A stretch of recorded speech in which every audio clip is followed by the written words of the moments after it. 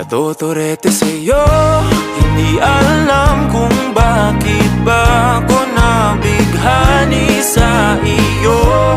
Hindi alam kung bakit ba ganito kahit na alam ko mukhang wala rin naman itong patutunguhan. Kahit pa ilaan lahat ng oras sa'yo, hindi titigil hanggang ako na ang dahilan ng iyong ngiting misteryoso. O araw-araw na lang akong bumubulong sa hangin. Ilang awit pa ba ang isusulat? Wala na bang hangganan? Kailan mo ba mapapansin? Nais masilayan ng iyong mga matang puno ng lihim at nag-islap